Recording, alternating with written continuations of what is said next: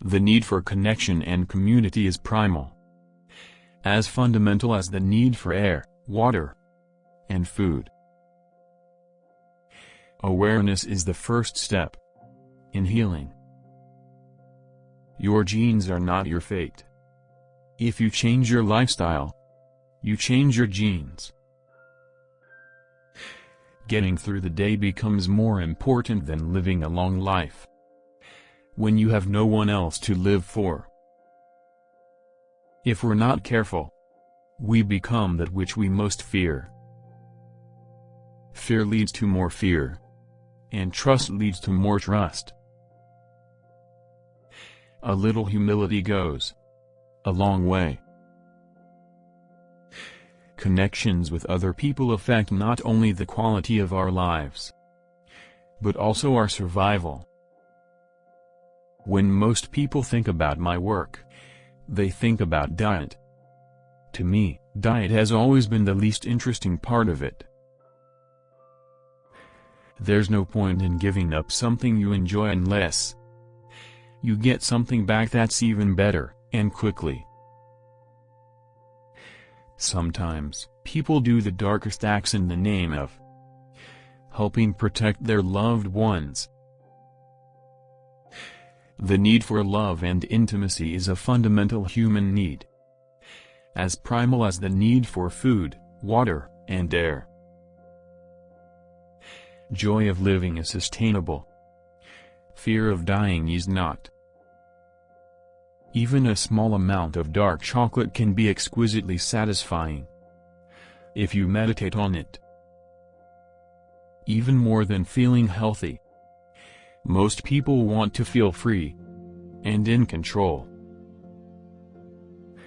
I'm a big admirer of Walter Willett's work.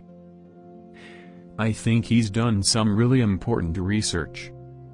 He and I agree on most things. An educated patient is empowered, thus, more likely to become healthy.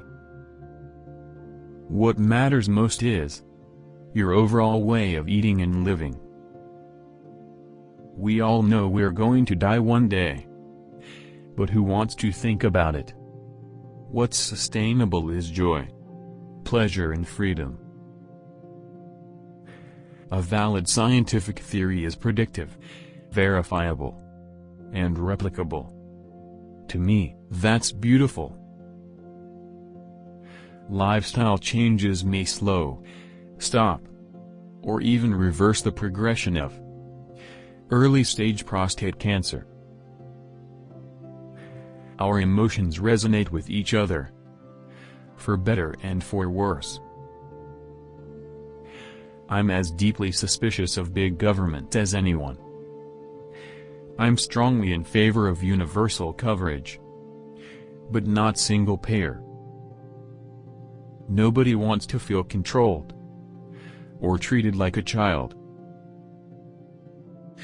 Knowledge and engagement are a powerful antidote to forces that often work against our kids being healthy.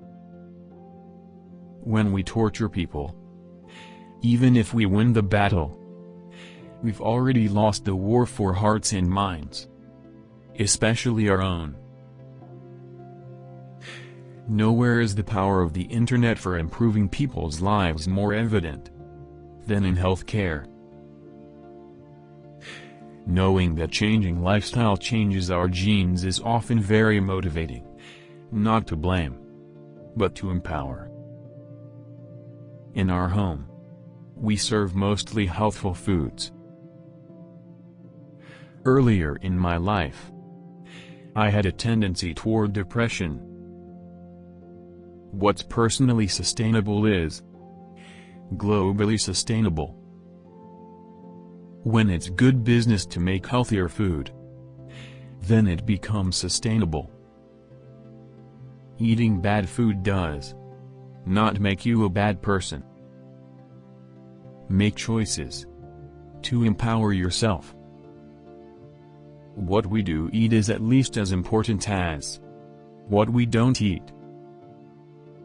Preventing cardiovascular disease can help free up critical resources for treating HIV/AIDS and other illnesses. Chronic emotional stress shortens your telomeres. Too much power in any institution tends to stifle innovation.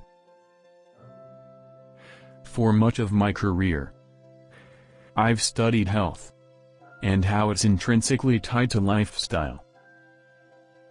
Physical exercise is a great way to discharge stressful feelings that accumulate during the day. Intimacy and community buffer stress. The diets and lifestyles in many other countries are much healthier than in the United States. When you eat mindfully, by paying attention to what you eat, you get more pleasure with fewer calories.